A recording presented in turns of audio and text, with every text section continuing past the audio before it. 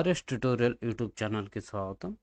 ప్రకటనలకే పరిమితమైన job calendar ఈ కొత్త నోటిఫికేషన్ అనేది జూన్ తర్వాతనే వస్తుందనే వార్తలు వస్తున్న నేపథ్యంలో ఈ వీడియో చేయడం జరుగుతుంది. సో వీడియో స్కిప్ చేయకుండా చివరి వరకు చూడండి.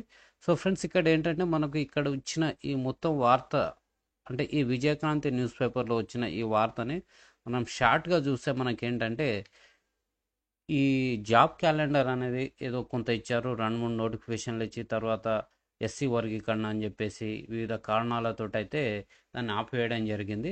సో ఈ నేపథ్యంలో ఇది జస్ట్ ప్రకటనలకే పరిమితమైందని చెప్పొచ్చు మనము.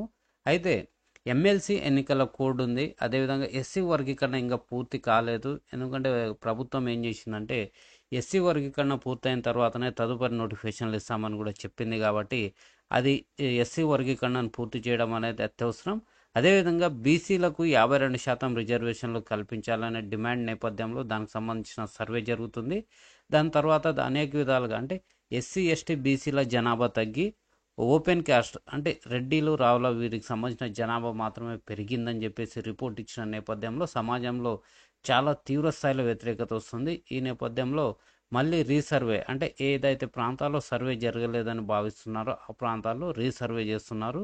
సో దీని యొక్క ఫైనల్ అవుట్కమ్ కూడా రావాల్సిన అవసరం ఉంది. అదేవిధంగా స్థానిక సంస్థల ఎన్నికలకు కూడా నిర్వహించాల్సిన అవసరం ఉంది. సో ఈ 4 అంశాలు పూర్తయిన తర్వాతనే మనకు జూన్లో అంటే జూన్ చివరిలో లేకపోతే జూలైలో మనకు కొత్త నోటిఫికేషన్లు వచ్చే అవకాశం ఉందని మనకు తెలుస్తూ ఉంది.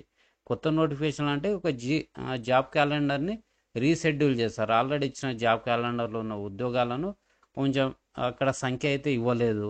So notification date, exam date, ఆ విధంగా టెంటేటివ్ మంత్స్ ఇచ్చారు. కాబట్టి వాటికి సంబంధించిన ఇన్ఫర్మేషన్ అయితే మనకు మళ్ళీ రీషెడ్యూల్ చేసే అవకాశం అయితే ఉంది, నోటిఫికేషన్ డేట్స్ ఇవన్నీ.